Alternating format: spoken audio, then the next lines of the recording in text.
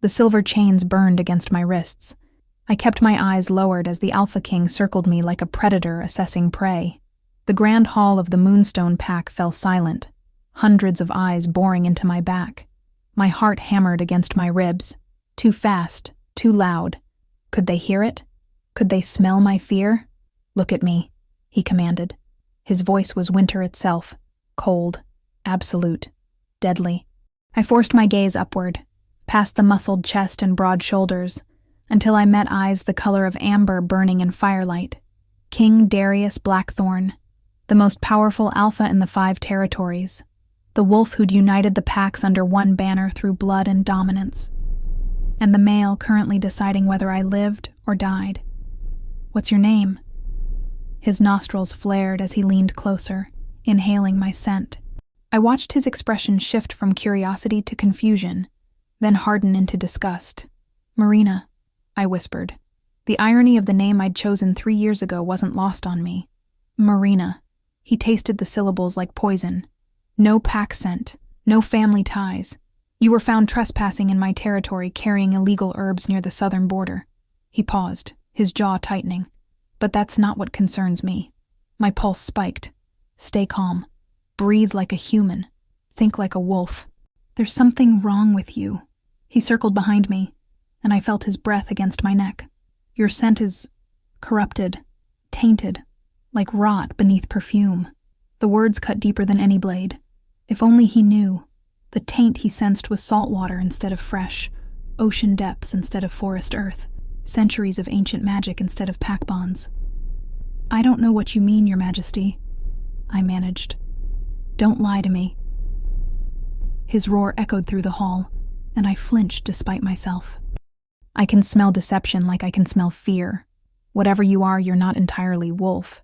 Some human blood, perhaps? A half-breed?" Relief flooded through me. Let him think that. Anything but the truth. "My mother was human," I said, crafting the lie carefully. "It wasn't entirely false, just off by several species. She died when I was young. I've been alone since." King Darius moved to stand before me again, his towering frame casting me in shadow. For a moment, just a heartbeat, something flickered across his face. Recognition? Impossible. But then his features hardened into granite. "I've seen half-breeds before. This is something else." He turned to address his beta, a scarred warrior standing by the throne. "She's hiding something, Marcus. I can feel it." "Then extract it from her, Your Majesty," Marcus replied, his voice eager. "The dungeons have ways of loosening tongues." "No." The king's word was final. He looked at me with undisguised revulsion. "I want her gone from my sight. The very presence of impure blood in this hall is an insult to our ancestors." Impure. The word landed like a physical blow. I'd heard it before, of course. 3 years ago, when the elders of the Deep Court had bound me in seaweed chains and pronounced their judgment. "Marina of the Pearl Reef, you have broken the first law. You revealed yourself to land dwellers. You used forbidden magic to save human lives. Your blood is impure, your heart corrupted by sympathy for lesser beings. You are banished from the sea. May you drown in the air you so cherish. And now, exiled from water and rejected by land, I was impure to both worlds. I reject whatever claim you might have thought to make here," King Darius continued, and something in his tone made my breath catch. "Whatever tainted blood flows through your veins, it will not mix with the pure line of Blackthorn. Take her to the cells. She'll be questioned and executed at dawn." The words should have terrified me. Execution. Dawn. But instead, a different feeling twisted in my chest. A pull, magnetic and undeniable, drawing me toward the male who'd just sentenced me to death. No, it couldn't be. As the guard seized my arms, I saw King Darius's hand move to his chest, fingers pressing against his heart as if in pain.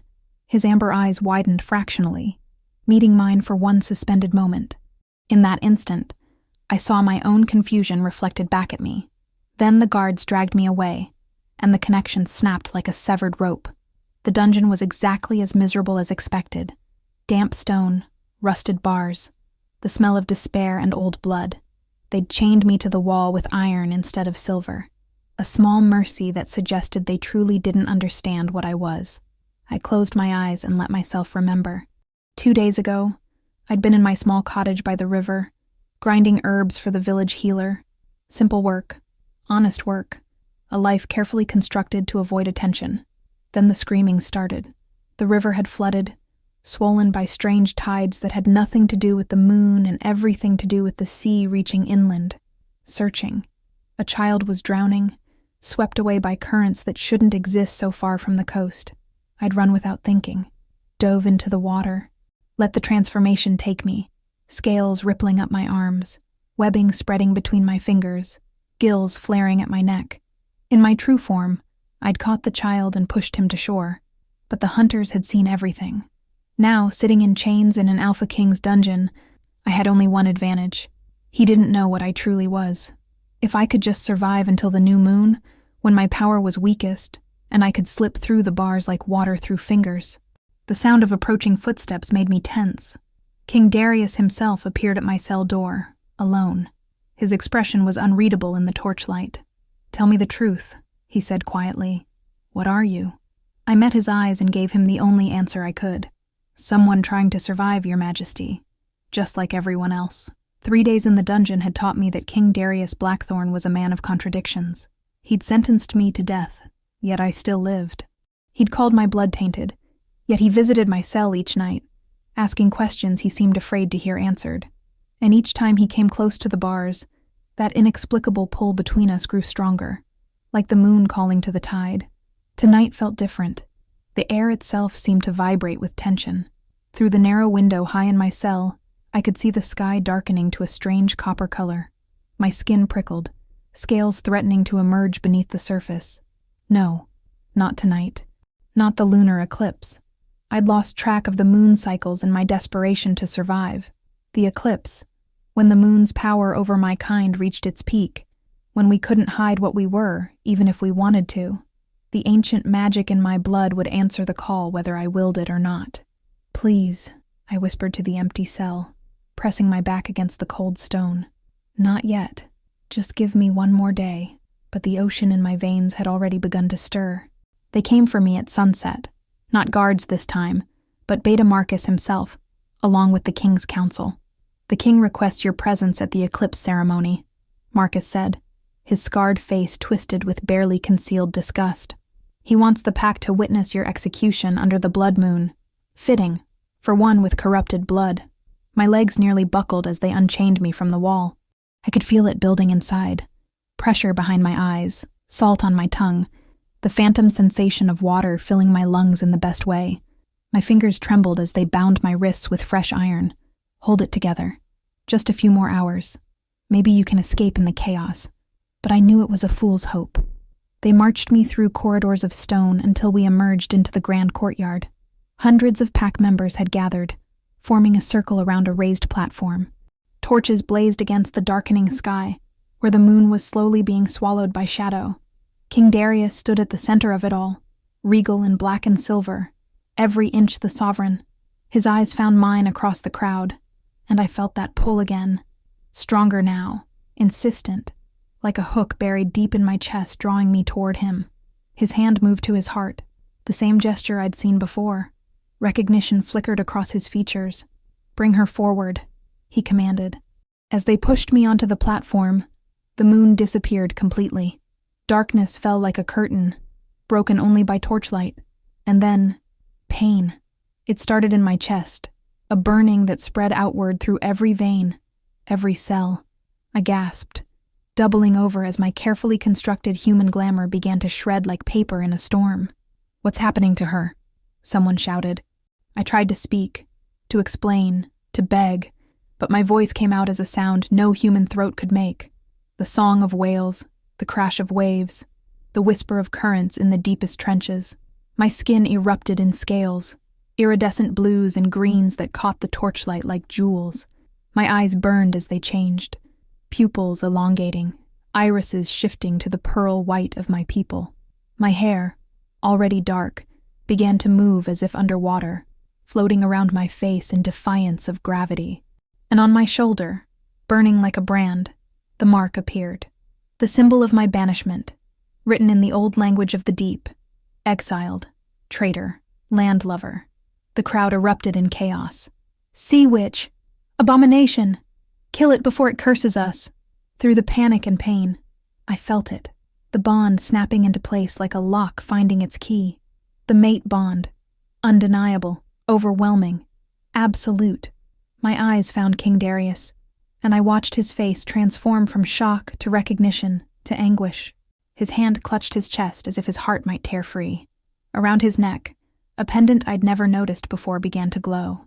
A small piece of sea glass on a leather cord, pulsing with the same blue light that now emanated from my skin. No, he breathed, but the word carried across the silent moment that had fallen over the crowd. It can't be. Your Majesty! Marcus drew his sword, advancing on me. Step away from the creature. It's clearly used some magic to... Stop! The king's command froze everyone in place. He moved toward me, each step deliberate, his amber eyes never leaving mine. Everyone stay back. He climbed onto the platform, and the pull between us became almost painful in its intensity. This close, I could see my own transformation reflected in his eyes, and something else. Memory. I know what you are, he said quietly, for my ears alone. My mother was like you, half siren, half wolf. They killed her for it when I was 10 years old. The confession struck me like a physical blow. The elders said she'd corrupted my father with magic, that their union was an abomination. His voice was raw with old pain.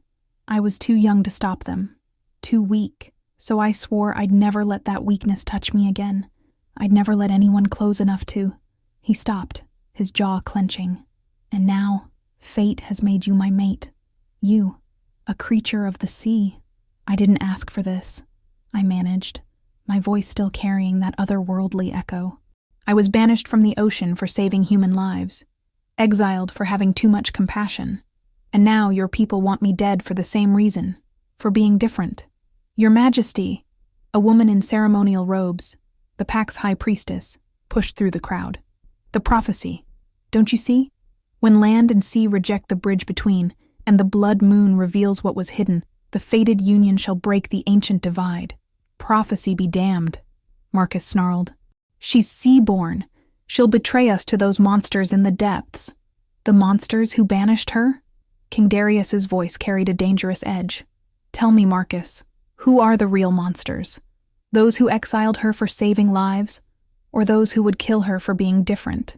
The eclipse reached its peak, bathing everything in blood-red light. My transformation completed, I stood before them in my true form, neither fully human nor fully wolf, neither entirely of land nor sea, something between, something other. And the king who'd rejected me now stood between me and the baying crowd, his choice written clear in every tense line of his body. I was wrong, he said. The words hung in the air like a challenge to fate itself. I was wrong, King Darius repeated, louder this time, his voice carrying across the courtyard. About her, about what makes blood pure or tainted, about everything I thought I knew. The crowd erupted. Voices overlapped in a cacophony of shock, rage, and confusion. Beta Marcus stepped forward, his sword still drawn, his scarred face twisted with betrayal. Your Majesty, you can't mean... I mean exactly what I said. The king's alpha power rolled out like a wave, forcing heads to bow and voices to silence. Only I remained unaffected, my own ancient magic insulating me from his dominance. His eyes met mine, and I saw the internal war raging behind them. This woman is my fated mate. The bond has spoken. Would you have me reject what the moon goddess herself has decreed? The moon goddess would never pair our king with a sea creature. An elder spat from the crowd. This is dark magic. A trick. She's ensnared you somehow. I should have stayed silent. Survival instinct screamed at me to let the king handle his pack, to make myself small and unthreatening. But 3 years of hiding, of diminishing myself, of pretending to be less than I was, it had all led here anyway. I've used no magic on him, I said, my voice still carrying that dual quality of woman and ocean. I didn't even know what he was to me until moments ago. Do you think I wanted this? I laughed, the sound bitter as salt. To be bound to a man who looked at me with revulsion, who called my blood tainted, who sentenced me to death. King Darius flinched, but didn't look away. I was cast out from my home for the crime of compassion, I continued, addressing the crowd now. I saved drowning humans when I should have let them die. I healed sailors my people had wounded. I broke the first law of the deep: never interfere with the surface world. And for that, they burned a mark of shame into my skin and threw me onto land to suffocate in air. I turned my shoulder, showing them the glowing brand. But I learned to breathe. I learned to walk. I made a life among you, quiet and small, asking for nothing, until a child was drowning and I wouldn't let another innocent die. Lies, Marcus snarled. The sea people are monsters. Everyone knows. Everyone knows? I cut him off. What do you know of my people? Have you ever met one? Spoken to one? Or do you just repeat the stories told by those who fear what they don't understand? A ripple went through the crowd. Uncertainty. I pressed forward. Your king just told you his mother was half siren. Was she a monster? Or was she a woman who loved unwisely and paid for it with her life? The silence that fell was deafening. Then the earth began to shake. It started as a tremor, barely noticeable. Then the ground buckled, and screams erupted as people struggled to stay on their feet. The torches guttered and died, plunging us into darkness broken only by the blood-red moon and my own bioluminescent glow. They've found me, I whispered, horror freezing my blood. From the direction of the river, miles away but getting closer, came a sound like a tidal wave, but this was no natural flood. Through the bond, I felt King Darius's alarm spike as he heard it too. What is that? He demanded. The hunt. My voice shook. When someone is banished, they're marked so they can never return to the sea. But if that person's power manifests on land, if they draw too much attention, I met his eyes. The elders send hunters to eliminate the threat, to ensure no secrets of the deep are revealed. How many? Before I could answer, the water arrived. It came from the river, from the wells, from the very air itself, moisture answering an ancient call. The water formed into shapes, humanoid but wrong, with too many joints and eyes that glowed like mine. Kelpies, sirens, leviathan spawn, all of them bound to the elder's will, and leading them, riding a wave like a chariot, was someone I'd hoped never to see again. Commander Nereus, the eldest hunter, the one who'd branded my shoulder himself. Marina of the Pearl Reef, his voice boomed like sonar, felt more than heard. You were banished on pain of death should you ever use your gifts again. You have violated the terms of your exile. The sentence is immediate execution. The water creatures surged forward, and the pack finally found their courage. Wolves transformed mid-leap, fur bristling, fangs bared. But tooth and claw found no purchase against beings made of water itself. King Darius shifted beside me, a massive black wolf with amber eyes, larger than any I'd seen. Alpha power radiated from him as he placed himself between me and the advancing threat. Get behind me. His voice in my mind was a shock. The mate bond, allowing communication even in shifted form. They'll kill you, I sent back, my own thoughts flowing through the connection like a current. They're here for me. Let me go to them. Your pack doesn't need to die for... You think I'd let them take you? His mental voice was a growl. You think I'd make the same mistake twice? Let someone I should protect die because I was too proud, too afraid? The pain in those words cut deeper than any wound. Marcus and the pack warriors had formed a defensive line, but they were losing ground. Water cannot be bitten, cannot be clawed. The hunters flowed around every attack, reforming and striking back with spears of ice and tentacles that drowned. I had a choice to make. I could surrender, walk into the sea and accept my execution, and these people, who moments ago wanted me dead, would live. Or I could fight, use the powers I'd suppressed for 3 years, and risk everything on a male who'd rejected me hours before. The bond pulsed between us, and through it, I felt something I hadn't expected. Not duty, not obligation, but genuine anguish at the thought of losing me. Darius, I sent his name through the bond like a prayer. If I fight with my full power, everyone will see what I truly am. Your pack will never accept me. They'll never accept us. Then they can try to stop us together, he replied. I've spent 10 years being the king they needed. Strong, pure, uncompromising. Maybe it's time I became the man my mother would have wanted. The man who doesn't let fear decide who deserves to live. Something in my chest cracked open, and power flooded through. I let the transformation complete. Wings of fin and scale erupted from my back, vestigial, not for flight, but for swimming through air as easily as water. My fingers extended into elegant claws, webbed and deadly. The ocean answered my call, pulling moisture from the very atmosphere, forming a sphere of water around us, protection and weapon in one. Commander Nereus's eyes widened. Impossible. Your power should have been sealed by the banishment. You sealed my access to the sea, I said, my voice now fully inhuman, beautiful and terrible as a hurricane. You never sealed my nature, and you made one critical mistake. I raised my hands, and every drop of water the hunters controlled suddenly froze, suspending them mid-attack. You forgot that I was trained by the best of you, that before I was banished, I was meant to be a guardian, a protector. The ice began to crack, spiderwebbing through the water creatures. You taught me everything you know, including how to kill your kind. Marina, no! Nereus's command cracked like a whip. Kill these land dwellers and come home. We can petition the elders. Tell them you were defending yourself from wolves who discovered your identity. Your exile can be home. The word was acid. You burned that away when you marked me, when you chose your precious laws over compassion, over life. I clenched my fist, and the ice shattered. The water creatures exploded into harmless mist, but Nereus himself remained, protected by shields I'd forgotten he could summon. He raised his trident, ancient runes glowing along its length. Then you die as a traitor to both worlds. The weapon came down, aimed at my heart, and King Darius, in his massive wolf form, leaped between us. The trident pierced his shoulder instead of my chest, and his howl of pain tore through my soul. The mate bond flared white-hot with his agony. No!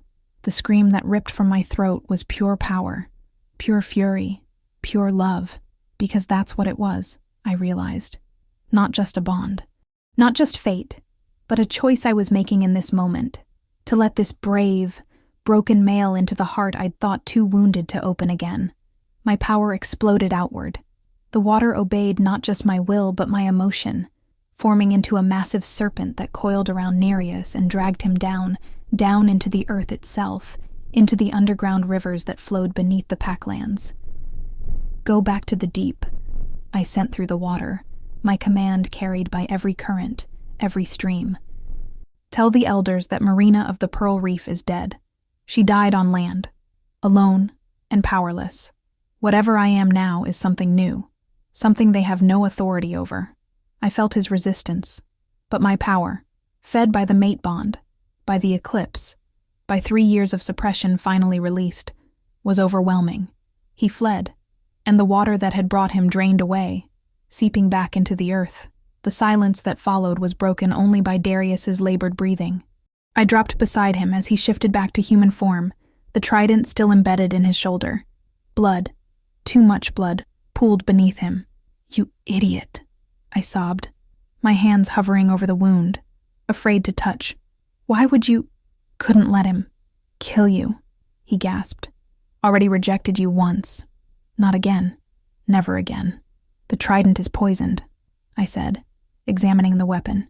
Made to kill sea creatures. It will kill you too. Around us, the pack was gathering, their fear and confusion palpable. Beta Marcus pushed through, his face pale. Your Majesty, I need salt water. I cut him off. Ocean water, specifically. And I need it now, or your king dies. The ocean is 2 days' ride from here, Marcus said helplessly. Then we don't have time. I looked at the high priestess, who'd been silent through the entire battle. You spoke of a prophecy. The fated union shall break the ancient divide. Does it say anything else? The old woman's eyes were sharp despite her age. When land and sea become one flesh, one blood, one soul, the power of both shall flow through neither and both together. One flesh, one blood, one soul, the mate bond. I need you to trust me, I said to Darius, cupping his face with trembling hands. Completely. The bond between us is new, untested. But if you let me in, if you open yourself fully, I can use the mate bond as a bridge. Your wolf healing, my ocean magic. Together we might do it, he rasped. I trust you. Those 3 words shattered the last wall around my heart. I leaned down and kissed him. The bond exploded between us. No longer a tentative connection, but a roaring river. I felt his wolf, wild and powerful. He felt my ocean, endless and deep. And where they met, light, pure silver blue light that encompassed us both. I drew the poison from his wound through the bond, filtering it through my own magic, neutralizing it with salt and power and will. His wolf healing accelerated, fed by my energy. The wound closed, leaving only a scar that glowed faintly, like moonlight on water. When I pulled back, gasping, his amber eyes were clear and whole, and marked, I noticed, around his iris, a ring of pearl blue, just as I could feel, without seeing, that my own eyes now held a ring of amber. Impossible, the high priestess breathed. The prophecy. It's never been fulfilled before because land and sea have been enemies for millennia. But you two broke the cycle, I finished, looking at the gathered pack, at Marcus's shocked face, at the elders' confusion, at the warriors who'd fought beside us. The question is, what happens now? King Darius rose, steady despite the blood staining his clothes. He took my hand, webbed and clawed and other, and raised it high. Now, he said, his voice carrying alpha command and absolute certainty, I claim Marina as my mate, my queen, and the bridge between our world and the ocean's depths. Anyone who objects can challenge me for the throne. The silence stretched. Then, slowly, Beta Marcus knelt. My king, my queen. One by one, the pack followed, until only the elders remained standing. This is unprecedented, one of them blustered. Good, Darius replied. I'm tired of precedent.